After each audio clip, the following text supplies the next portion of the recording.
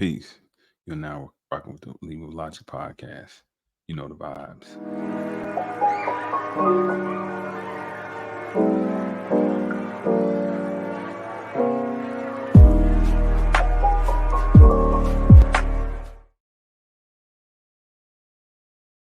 Peace, peace. What's going on, y'all? Welcome back. Welcome back. This is Brother Faheem. You are now tuned in to the Leave with Logic podcast. I appreciate y'all. Appreciate y'all.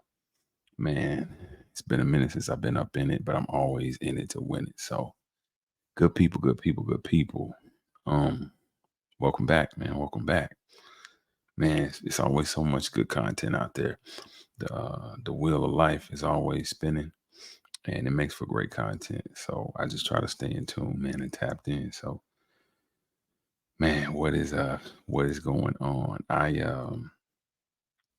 Man, I'm sure everybody's heard about this Brickgate, this case of this sister who was allegedly assaulted in Houston, and man, it would seem like it was the hit her around the world, right? Because people were talking about it on Twitter. At least Black Twitter was on it almost instantaneously. So it was interesting. It was an interesting turnout, and it was interesting, but it was also kind of disheartening all at the same time. So, man, I figured I would come on here and kind of discuss that a little bit.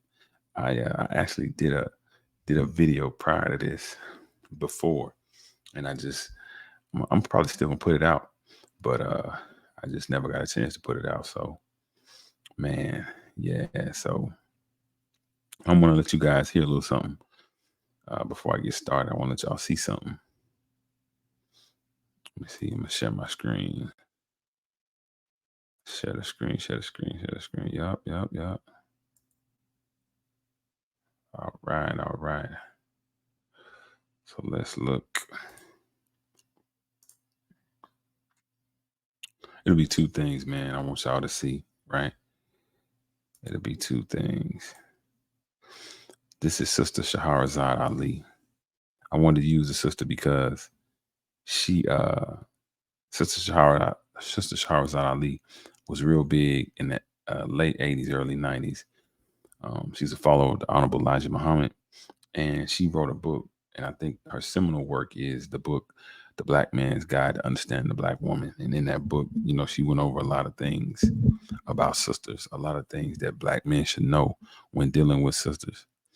And yeah, so here she is on the Manosphere. I'm not sure how many of y'all are familiar with the Manosphere. I watch it from time to time.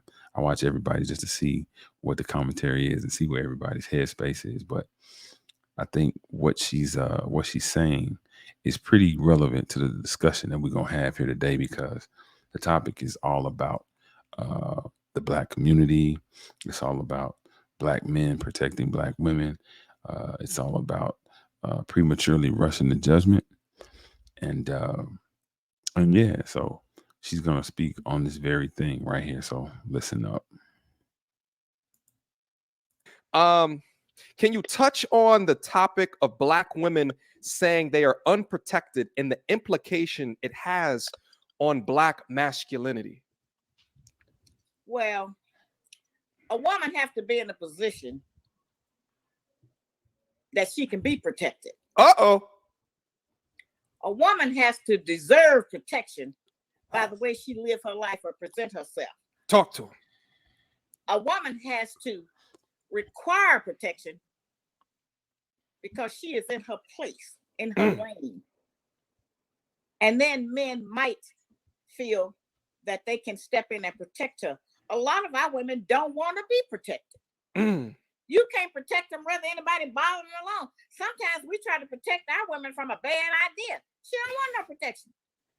So there's no situation where a man that don't know a woman can walk down the street and see somebody doing something to her and automatically just jump in. So that has to be an individual choice, and it has to be a situation where the woman is in order, not out there cussing, jumping up in men's face, screaming and hollering, acting a fool, trying to act like she a man. And then when some other man deal with her like she a man, then she want you to jump in and save her. It don't work like that. It doesn't. It don't work like that. It absolutely No, doesn't. and you have to be careful because black women will book a fight for you and walk away. Yeah, early, right? Okay. How many of our black men are in jail right now because of That's right. situations like that? And I know a lot of brothers who are taking time for. Yeah, man. That is Sister Shahrazad Ali's perspective. I'm gonna show y'all one more. We're gonna see one more. We're gonna hear from one more sister.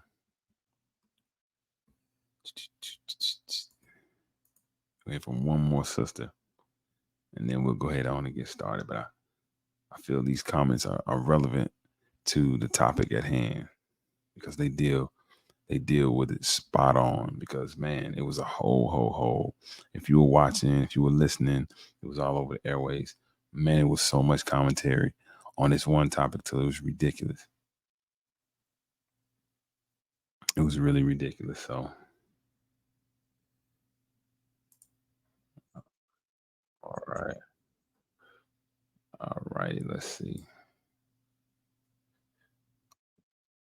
Let's do it. All right, let's share that screen.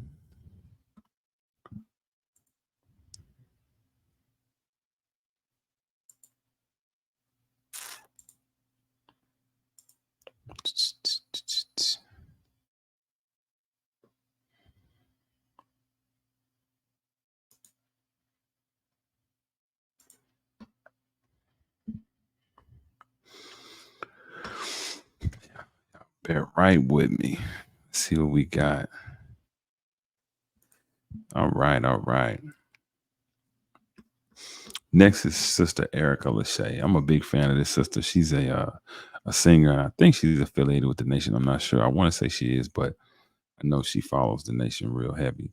And in the past years, she's always been a voice that I listen to on the feminine side that dealt with, equality and justice when it comes to the black man and woman and how we relate. So when I found this, I was like, okay, yeah. I think she's breaking it right on down. In regards to black women not being protected, let me first state the obvious. No man should put his hands on a woman. Right. We desire protection, but sometimes what we don't understand is that true protection comes with a level of control. Bodyguards are a good example. A bodyguard will make their client leave from a dangerous place. The bodyguard has to know all the details: who, what, when, where, why, and how. And the client has to listen to the bodyguard and follow the instruction that the bodyguard gives them. It's really an agreement between all parties involved. When the person who needs protecting does not follow the instruction and the direction of the protector, it puts the protector in a situation where they're more likely to lose their life. I have 4 brothers and a father, and I listen to their instruction even when they're not around. They have told me to stay away from certain places if I'm by myself or if it's late at night. They've also advised me not to be drunk or high in certain situations. Even though my brothers, my dad, and the men in my life protect me, I in turn protect them by listening to them and following their instruction. They don't have to come to my defense in some wild scenario because if I listened to them, I wouldn't have been there in the first place. And this is another thing I feel like is pertinent to say, and I know folks ain't gonna like this one. I don't have sons right now, but when I do have sons, I'm gonna teach them that there's a difference between diamonds and dirt and rubies and rocks. Rubies and diamonds are often in jewelry stores. They're in glass cases, they're secured, there's an alarm system, there's a lot of layers of protection because those things are valuable. But you could pull over to the side of the road and find some dirt and rocks. Expecting a man to risk his well being, his future, and his life on someone who does not see value in themselves or the man is asinine. That's a very asinine thing to ask. All I'm saying is protection comes with a little bit of sacrifice, it comes with a little bit of control. And me personally, I feel that what I have to sacrifice and the amount of control I have to give up is 100% worth it to receive the protection that I've been getting my whole life.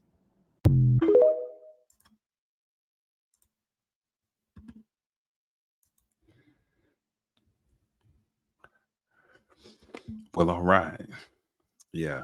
So we heard from Miss Shahrazad Ali. We also heard from Miss Erica Lachey.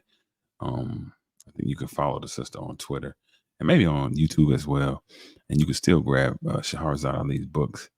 But I think that was super, super relevant as we get into the topic now. Here at Leave with Logic, you know what I do, y'all. I try to bring knowledge, wisdom, and understanding by taking those triggering issues and topics that I know you guys are always curious in wonderment or just conversating about, and we try to bring shed some light to it and try to make some sense out of it. But it's literature based. It's based in the knowledge, doing the knowledge, and not just a perspective, right? We want to always make sure that when we're doing our critical thinking, that we do who, what, when, where, and why, and you got to do that with some type of literature. So, again, Brickgate. So a sister in, and I believe she's an influencer out of Houston, goes to a club, a nightclub, and she's partying. You know, it's video footage of her partying, and she gets to the parking lot, and she has a big, huge hematoma on her face, what appears to be hematoma, and she's on her phone, and she's really complaining, and she's crying, and I'm gonna show it. She's crying, and she's dealing with what happened to her face, and apparently she said, "Hey, this guy hit me because I wouldn't give him my number." And she said all these black men are standing around, and they did nothing. None of these black men did nothing, and you know they were like, "Whoa," you know, you can hear in the back, you'll see in the back. They were like, "Wow, what did you want us to do?" And she said, "Well, I want y'all to be a man, and why is he hitting people with bricks?" And so uh she then said, "Yeah, you know, this is crazy. Why I haven't done anything." And then she went on to create a video in the hospital. She went to the hospital and she was saying, look at what he did to my face. I've never done anything like this. And I mean, man, people were just like, woo, all over the airways. People were, I mean, just taken aback. They were really, really taken aback. And again, it sparked for a discussion. And of course, automatically the discussion turned into well, she made a remark. Like I said, she made a remark. The remark was these black men stood out there and did nothing. And so the headline, a lot of people, a lot of Twitter spaces, a lot of Instagram posts, a lot of social media commentary revolved around black men not protecting black women. That's why I wanted to show Miss Shahrazad Ali and Erica Lachey, because without any investigation, without doing any knowledge, without doing any observing, uh, listening, respecting, without doing any look, listening, observing, people just automatically went to the brothers. They automatically came down on the brothers. Now, this is uh, a nuanced instance, right? It's layered. So there's a lot of gray area there. But at the surface level, you know, um, due process, right? Due process, meaning um, we have to take an allegation or a claim for just that, an allegation or a claim, because what is the process of finding fact, finding truth, and getting to the justice, right? We have to deal in equality. We have to deal with everything in the same manner. We can't take one side over the other just because of what something appears to be, right? To get true understanding means to see things for what they are, not for what they appear to be. So a lot of people didn't do that. A lot of people didn't do that. Um, like I always say, my man Skip that I knew back in Ohio, he used to always say, adversity not as much builds character as much as it reveals character. And a lot of people were exposed. A lot of people were exposed. People that I thought had more sense than that. People that I thought knew how to think critically and were not triggered. But what would cause something like that though? Why would people who are supposed to be righteous, people who are supposed to be just, people who are supposed to be fair dealing, what would cause them to then feed into the popular narrative or the mainstream sentiment? That's crazy, right? I tend to not go with the sentiment, the popular sentiment, or the popular belief about anything, because typically what happens is when the dominant group tells us a thing, it's not necessarily truth. It's a propaganda that they're utilizing to control. And so that's how I look at a lot of things. Like, man, uh, I have to take it for face value until I can do the knowledge. And I lead with logic, right? I let my logic be my guide on things, and I accept things better that way. But I wanted to show y'all some clips of what was said, and and who this, you know, different clips of what the sister what happened, you know, what happened with the sister. So let's look into the Brickgate and see what people are saying, right? Let's look at this. All right, here we go. Here we go. So that's hold on. Let's see. These are all of the just different, just different clips. I'm trying to show y'all some clips. Hold on. Is this it? Hold on.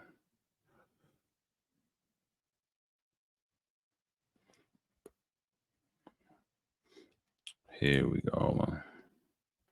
So this was outside. This is right after it happened.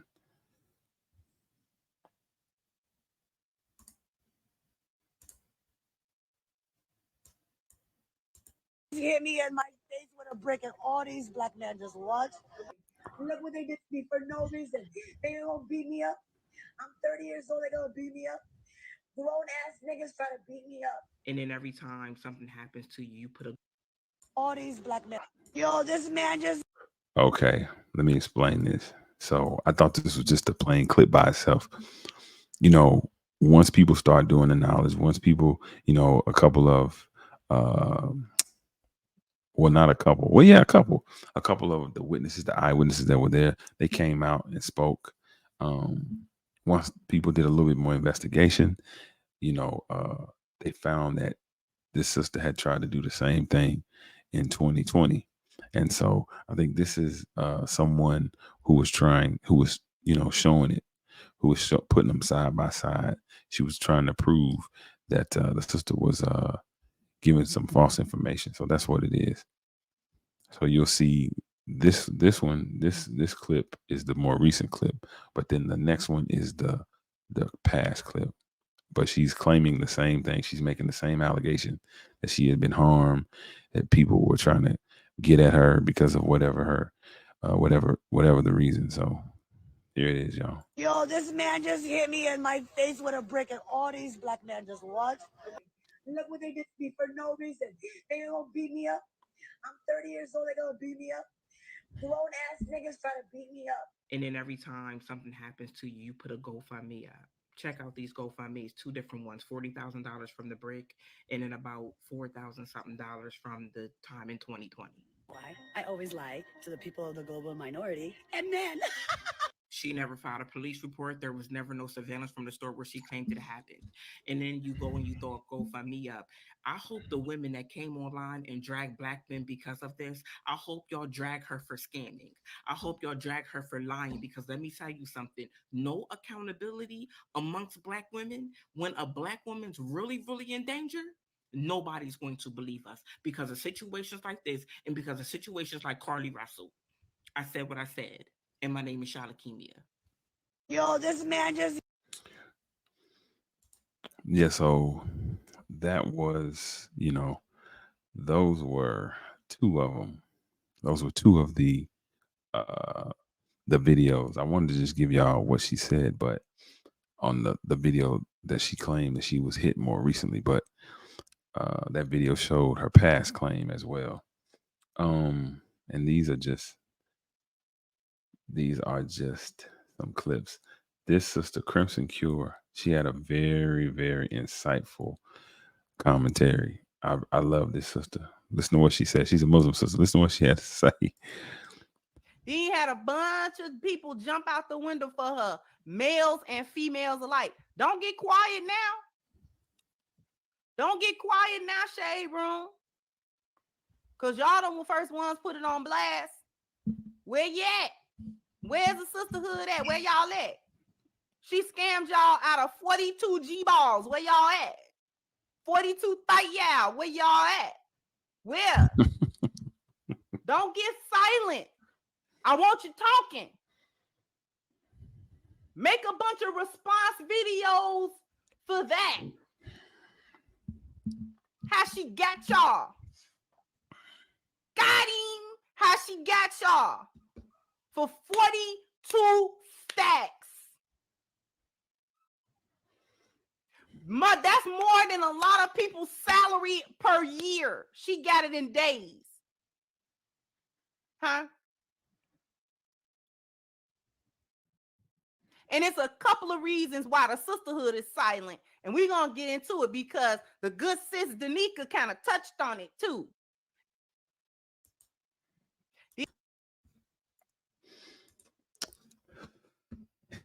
Yeah, man, that is that's crazy. That's real crazy. But like the Crimson Cure was saying, you know, where's all the repost or the apologies? I was always taught whenever I'm insulted and someone attempts an apology, if the apology is not as loud as the insult, then it's not real. It's not real, and it's not genuine, right? The Incrisabi. Yo, peace. I appreciate you tuning in, fam. Like and share, like and subscribe if you haven't already. Yeah, whoever's watching this, whenever you watch it, wherever you watching that, whether it's on FB, whether it's on YouTube, whether it's on Twitter, like and subscribe to the Leave Logic podcast on YouTube. Yeah. But yeah, a lot of people, man, had a whole bunch to say. And it's like, wow. But again, man, I just wanted to bring up some stuff, right? I wanted to bring some stuff up and out, some things that people don't think about, right? So how is it that all of a sudden, you know, why is it that in our community now all of a sudden two things are happening? We are now involving ourselves, we're participating, right? I mean, I guess it's been that way, but now it seems to be more gender oriented, more gender driven. Why is it that now we are essentially killing ourselves, right? We're slandering each other's names. We're destroying our families. How does that happen? I saw a photo. It's a famous photo. It was a book called Faces at the Bottom of the Well. And the meaning of that is what a black man would see before the last thing he would see. And it was a circle, right? It was a white circle, and it was partitioned in a quadrant in 4, 1, 2. So it was 4. And then each quadrant had 2 holes in it. And those holes represented the KKK, right? And so that was significant because what it was essentially saying is during the 20th century or the 1900s, a lot of black people, black men specifically, not that it didn't happen to black women, but black men specifically in volume and high volume, what they saw before they died was those Klan members. And I'm saying now what's happening is the last thing that we see now for the virtual lynchings is one another. And a lot of times we're seeing our own beloved sisters come after us. And it's disheartening because no evidence, no nothing. Nothing has been proven. No, that's the thing, right? She got hit with a brick, but she didn't call the police though. No police report was made. Right? What was the police report? She went straight online after she got hit. If you got hit with a brick, I'm assuming, well, I know if I got hit with a brick or somebody I knew and the person drove off, my first instinct would be to call the law. And, it's like you saw him because you had to get close to him if he asked for your number, right? So nobody thought about that, right? Nobody looked into this young lady's character to say, wait a minute, is this, could this be a hoax? Is this real? Let's do some let's do some digging into who she is. Not to say that we want to investigate, that means we're saying that you're a liar. It just means before we go all out, before we form up this mob, before we jump out of any windows, we have to know, we have to double check your story, right? Like Jay-Z said, and make sure that you're one of a kind and you deserve to be my sunshine. Nah, but we have to make sure that we are absolutely right and exact in what we know to be true, right? I remember when I first heard about it, I said to myself, well, um, who is this sister? And what was her behavior like, right? What was her behavior? How was she conducting herself? Right? Not that that not that um not that that means she should be violated or any woman should be violated, because it don't. I'm not with the violation of women at all, period. Right? That's not right. No man should ever hit a woman. No man should ever hit a woman. I say it again, no man should ever hit a woman. That's not what we support or advocate at all, because we really don't. But we also have to, like Erica Lachey said, we have to make sure that we teach these sisters. Listen, there is there are places that you need not go. There are people that you try to ward off from. There are energies that you do not want to be susceptible to by how you dress, by the energy that you're emitting out there, that you're radiating, or the company that you're keeping. So none of that was done, though. None of that was done. And then on top of that, you had witnesses to come forth and say, well, she was out there instigating. She was out there being boisterous. She was out there being obnoxious. Now, there are there are videos of her saying she didn't need a man. Men were obsolete. Women ran the world, and it just reeked of extreme feminism. And so my thing was, when I looked her up, I mean, I saw a couple of skits with her uh hitting white people's hats. She hit one white guy's hat. She also slapped one old white guy.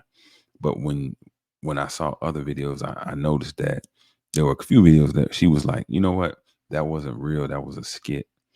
She was shaking their hand, obviously they had a transaction, like they had agreed on something. So uh just digging, I said, okay, well, that maybe that was staged.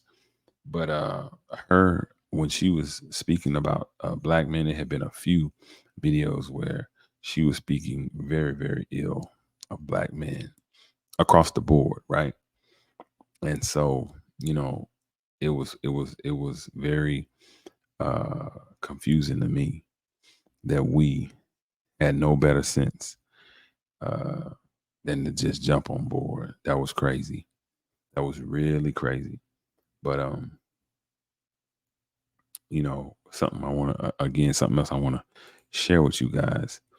You know, that was a pretty tall, uh, that was a pretty tall uh, tale that she told, and those were some pretty salacious and very harmful and hurtful remarks when she spoke about black men.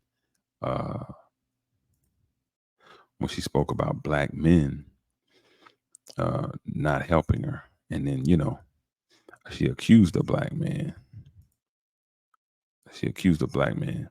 Now, the reason that's important, um, that we watch how we slander the black man, black people in general, because we understand, man, that a lot of brothers and sisters have lost their lives uh, at the accusation, the false accusation. Most times it's white women, but other times it's just women in general, right? A lot of times women might sue. We've seen that. We've seen where families come forward. We've seen where also children have been utilized to falsely accuse celebrities. So my point is, we have to be very careful and mindful of how we throw around these allegations because oftentimes, uh, historically, it hasn't worked out for us. So I pulled up a few articles from Emmett Till to Purvis Payne. Black men in America are still killed for crimes they didn't commit. It's this is the Innocence Project, and it talks about Emmett Till and Purvis. These obviously we all know about Emmett Till, Purvis Payne's case. Um, but I just wanted to read a few things so that we can remember, uh, about this. So it says more than 47,000 people were lynched in the United States between 1882 and 1968. According to the NAACP, the vast majority were black, while many of the white victims of lynching were killed for helping black people, advocating for their rights, or speaking up against the lynching of black people. Through Till's story, though Till's story has not been forgotten, such racism and inequality persist today and contribute to injustice in the legal system and beyond. From the Scottsboro boys who were wrongly convicted of raping two white women to the exonerated five, to Christopher Cooper, the man a white woman falsely told police had threatened her life in May. Black and brown men in America have continued to be perceived as dangerous, violent, and hypersexual. The harmful and racist stereotypes of black men as predators has contributed to black men being incarcerated at higher rates and to wrongful conviction. You know, that is that's one of them, right? Um, it goes on. It says in the late 1800s, claims that black men had raped or made sexual advances on white women were frequently cited to justify their lynchings. Historians say that in reality, many rape accusation claims were false and were often used as cover for consensual relationships that were, at the time, extremely taboo, and racist beliefs were so deep seated among the white communities that whites could not countenance the idea of a white woman desiring sex with a black person. Thus, any physical relationship between a white woman and a black man had, by definition, to be an unwanted assault, writes historian Philip Dre. So you see, man, this is something that's been going on uh, for a long time. This does not exist within a vacuum. It's a continuum. But like I said, now the only difference is what we're seeing, brothers and sisters, is we're seeing the gun. We're turning the guns on ourselves. It's becoming a more internal conflict than an external. It was external. We could say, okay, we have a common enemy. We have an open enemy that we understand will kill us. But now it's almost like a virus that's eating at us. And you ask yourself, how can that be? What is it? What are the factors that are contributing to this virus? Well, I'm going to tell you what the factors are. Um, one of those factors is feminism, black feminism, right? Because there's this idea in the feminist ideology that men are all, like you just read, that men are all predators and they are dangerous. And so they should be muzzled and they should be stopped at all costs. Um, I can remember telling a friend of mine years ago on Facebook how feminism had killed more people uh, than the KKK, and it was a whole thing. It was a whole mess, and I don't think they understood what I was really trying to say.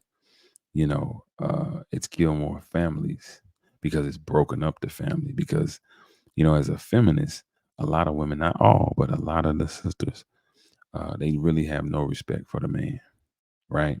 And it's also, you know, when you look in mass media, look around, y'all. Look around when you're out there. All of these movies. Have y'all noticed there's been a reemergence of a lot of movies like Star Wars, uh, Superman, or the Flash. I recently saw advertising for the Flash, where it's the Flash, it's Batman, and it's Supergirl. Um, there's this huge push to feminize a lot of these uh, otherwise or typically or traditionally masculine roles. Why is that? That's crazy. Then you watch movies like The Woman King, Wakanda Forever. Now, we have no problem. I have no problem with women being in power or being showed in images of power because, we are taught in the nation. We're taught, Honorable Elijah Muhammad said, of all subjects, history is the best qualified to reward is research. So when you research and you do the knowledge and you look back at history, you understand that there were absolutely different points where women were rulers, and we're cool with that. That's totally dope. That's totally dope. But the difference is a lot of times it's at the behest of the man or the representation of the man. So when you see a man in these typically in these movies or these shows, they are either incompetent, they are jelly spine, meaning they're weak, they're henpecked, uh, or they're super duper predatory, right? There's rarely ever a man that's well balanced, that's emotionally intelligent, and knows how to handle a woman who might possess a certain degree of power, right? So, um, it's a continuum, you know, and it's not only movies, it's television shows as well. Like the show that I've seen that really demonstrates uh, the feminine perspective. Like it's a little bit of mixture of the feminine perspective and the LGBTQ perspective. It's The Shy. The Shy is almost it's been totally feminized, and what you see is what I'm describing. You see a whole bunch of independent minded, autonomous, and that's fine. I don't have an issue with that. A lot of well put together, or at least mentally tough, strong sisters. And then conversely, what you see in the brothers is uh, immature, childish, dependent uh, black men. And the one black man who is not these things, Duda, he's vilified. He's a villain. Not to say that he's a good guy, but when he comes into the room with everybody, it's like the whole vibe changes.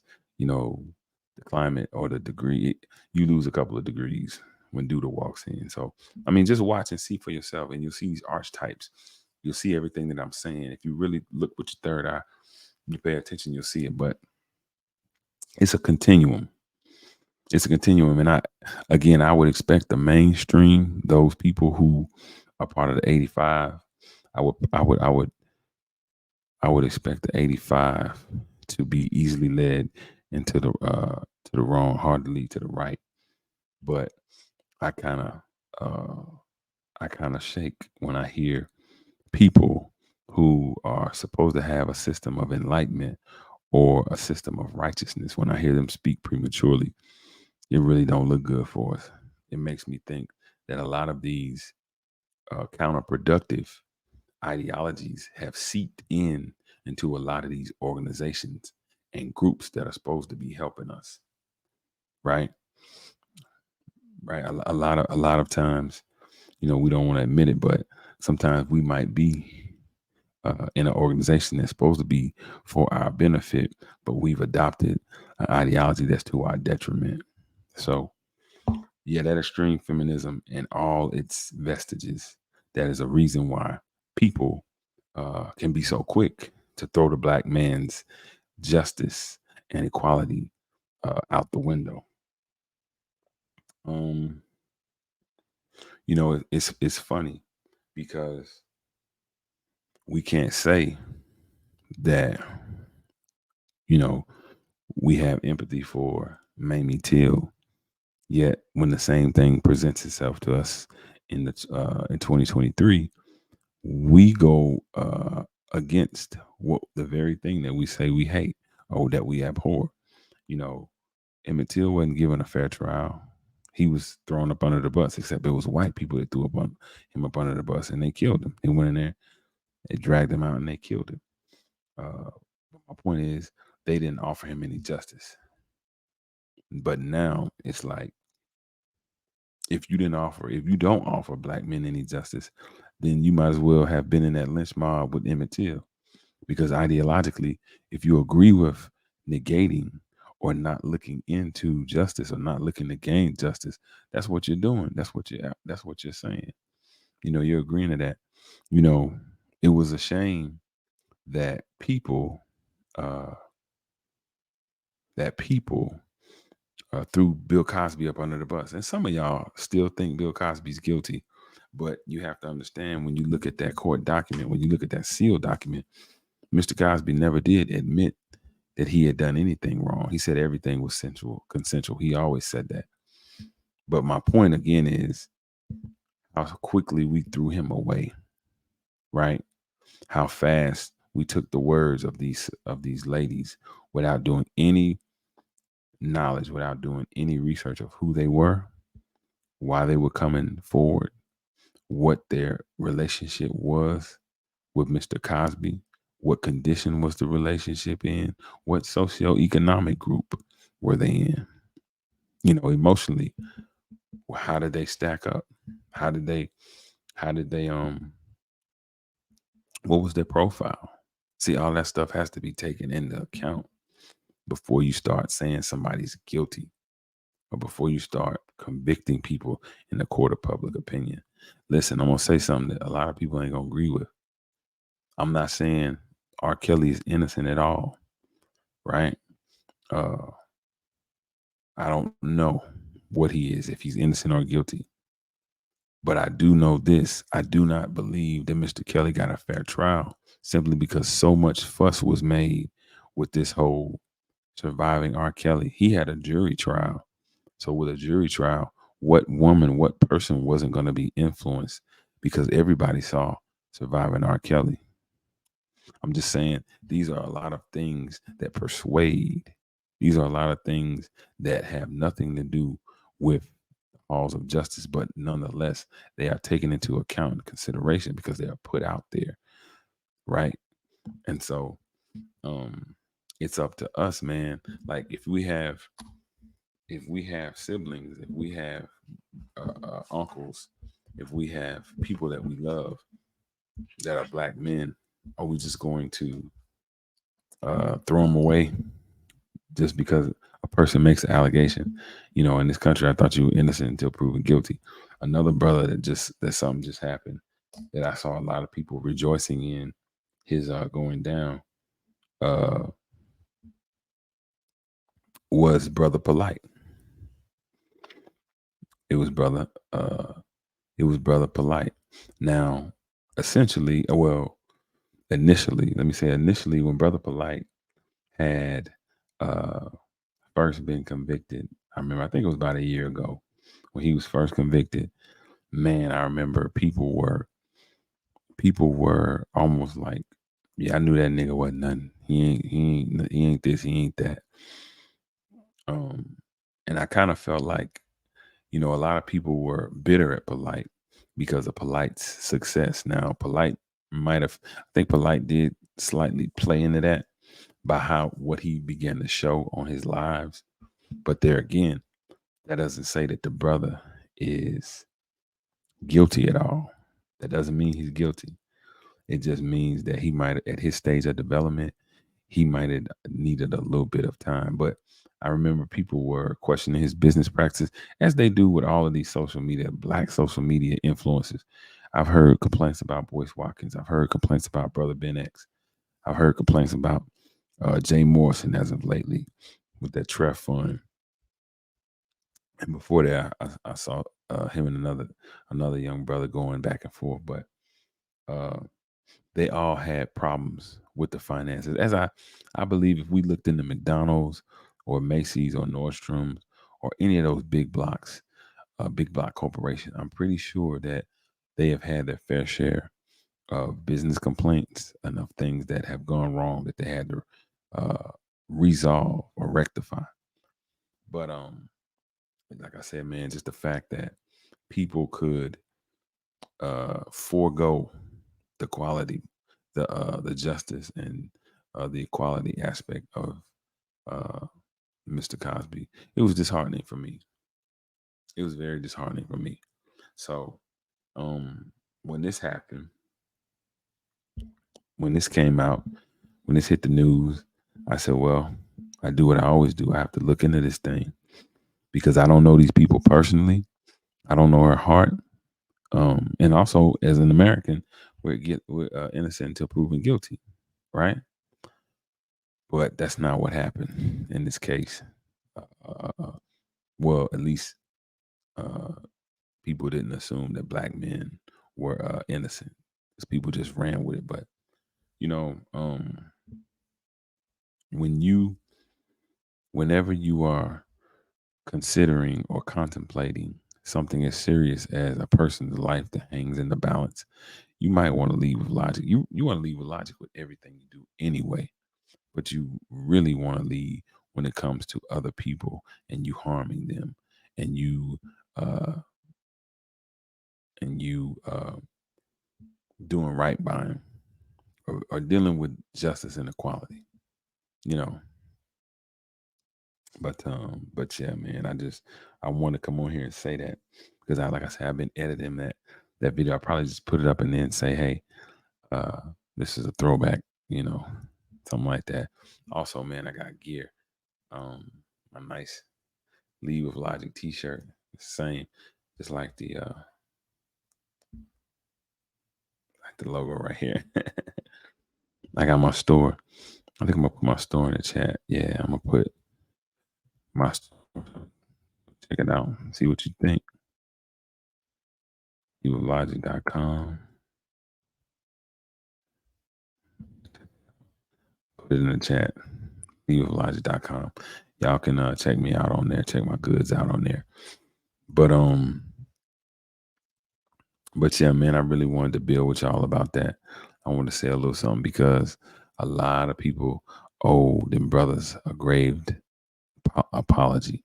But see, again, if you gauge things without any biases, if you gauge things without being triggered, you know, if you use the math, man, it won't let you down.